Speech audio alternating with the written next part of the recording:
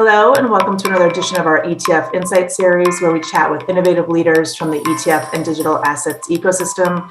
Today, I'm delighted to be joined by Athanasios Psarofagis from Bloomberg Intelligence. Great to see you. Yeah, great to see you too. Thanks for having me on. Sure. So why don't we kick it off with you telling us about your role and what you do on the Bloomberg Intelligence team? Sure.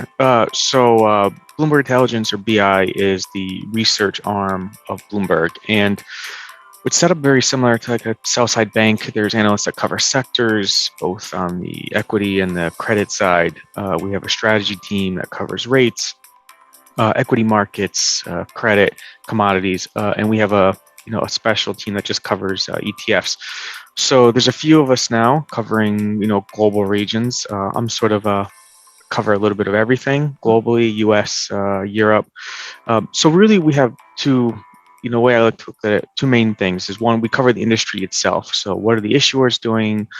What sort of products are being brought to the market? What are the trends there? And the other part of our role is really being sort of product due diligence people, helping build out tools on the terminal. So just to give you like an example, if someone's interested in looking across different smart beta ETFs or thematic ETFs, we have tools that could help someone maybe hone in on different types of exposures or factor loadings and things like that. So in addition to covering the industry, we're really trying to build out due diligence tools as well. We have something that's also similar to like a ratings type system on the terminal. So we look at, some of the operational constructs of ETFs and try to identify if there's any red flags or something that might not be obvious to an investor just looking at it, at surface level. So as you can imagine, just with all the ETFs, all the new launches and a global focus, we're a pretty busy team. And then we also do events, right? Like I saw you recently at the ETF Stream event. So, we get out there, try to promote our research and, just be advocates for the industry. So the thing that obviously, it's the first of the month, we're always like, so excited, Europe, waiting for flow information to come out, which is, it's obviously a little bit delayed here compared to the US. Yeah. So what are you seeing? I mean, pick whatever if you want to talk about Europe or the US. I know Europe might not actually technically be out yet, but what are you seeing in terms of flows for last month? Sure. We could talk about the month too, but one thing I just want to say that's really impressive, just given how the market has been this year, right? I think the S&P is like down 12% year to date. The flows overall are still really strong, meaning like the pace when you compare it to last year, which was a record year for the industry, right? I think about a little over $1 trillion came in globally. But if you sort of look at the same pace, like where we were at this point last year, we're almost on the same trajectory, which is really impressive because the market performance was very strong last year during the first half of the year. So I think given that the performance has been so weak and the flows are really strong, just overall it's been really, really impressive. Month to month, it's been some interesting like dynamics, but I just want to point out I've been really impressed at like the resilience of the flows, and whether it's people switching over from mutual funds or just more and more trading, with some of the volatility, there's definitely been an uptick in trading as well. So I just thought that it was really interesting. I maybe expected that number to drop off quite a bit, but no, it's been pretty resilient. May, it was actually kind of boring, to be honest. It was like one of the lowest months I've seen with flows. Typically, on an average month, it's about 12 billion average in Europe that comes in. Now, obviously, that's splattered between fixed income or commodities or equities. It was pretty flat this year.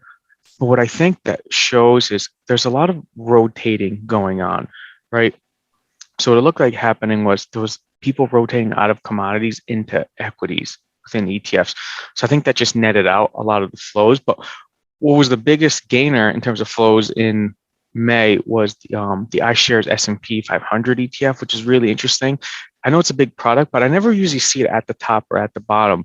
So it seems like people are buying back into US equities. We got a little bit of a bounce in the market in the last week or so. So it looked like there was some pretty aggressive buying in CSPX. But the other thing that was very interesting was big outflows in commodities.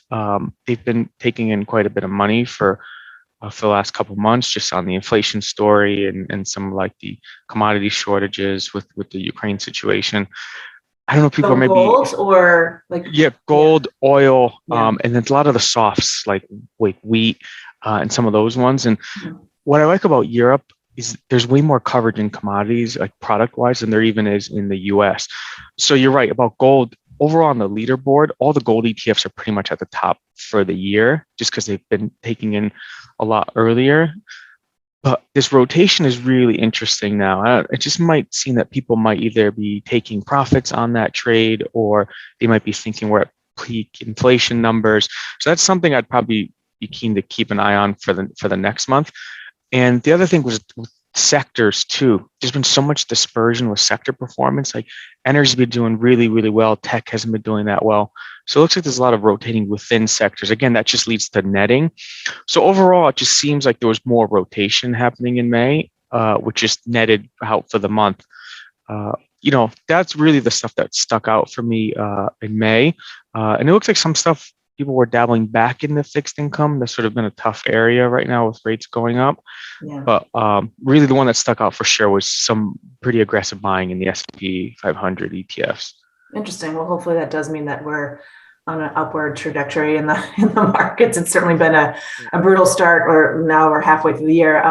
But so you mentioned commodities, which I think is interesting because so every morning I read Harry Witten's old mission note that he puts together, which is, all US based. But so one of the products that he mentioned, it was the Direction. It's the Direction Breakfast Commodity Strategy ETF with a ticker BRKY, Brekkie, which I think is hilarious because I used to live in Australia and that's what they call breakfast, Brekkie. So I know that's some interesting background. I didn't know that. So I guess it's all futures based, and commodities. It's corn, coffee, lean hogs, sugar, wheat, and OJ, which I thought was interesting. I mean, what are your thoughts on that? Since you guys obviously said you do due diligence, and I'm sure you might look into this and cover this at some point. Yeah, I mean, first of all, I have been really interested in the stuff that Direction's been doing lately, just because of their background. They're a levered ETF provider, right? That's sort of their roots. And I like how they're sort of pivoting away from that. They're trying to offer more they want to move away from that business, I assume. So they're trying to do more of these other, thematic or commodity type launches. I like this package trade in a way because really, especially the ones that they're focusing on, like OJ, lean hogs, really, there's not an easy way for an investor to get access to that. Most of the ones that are covered are like oil or gold. There's some that package like some of the soft together, like Invesco has like a soft agriculture ETF. So I like that the ones that they're focusing on. It's also very timely with just commodities doing really well, or they have been doing really well. I know I just sort of backtracking because I said, commodity flows are out in the month. So it's an interesting time for sure. Not saying that they're always trying to like market time a launch, but I think there would definitely be some big attention on it right away. The other thing that I like about it is like the naming convention. I like that they call it, I think it sort of softens it up, just calling it like a breakfast ETF, right? I think people can resonate with that versus some like really long, like, this is the S&P dynamic roll, soft, blah, blah, blah index, which is fine. But I like how they sort of made it more retail friendly. And I think it'll probably resonate with people pretty quickly compared to some of these other commodity ETFs. Yeah, that's a good point because I mean, from what I remember when I was in the States, looking at what Direction was doing, they do a lot of work with, and I could be wrong, but with retail investors. So I think you're completely right about the naming of it, and they are so good with their tickers. I mean, their tickers are always like. I mean, I will like that one. I will remember just because it's. I mean, for me specifically, it'll stick out, but yeah, it'll be interesting to see how this one does. And I do think that they definitely try to, because, they're, I guess, like the biggest competitor to ProShares, and they're trying to, come up with like, even though this isn't a leverage or inverse product, they're trying to come up with a thematic product that's going to resonate with, obviously with investors. So we'll have to see how this one goes. But thank you so much for your insights. It was really great talking to you. And for anyone who's watching, if you want to watch any more of these videos, you can go to blackwatersearch.com, and thank you for watching.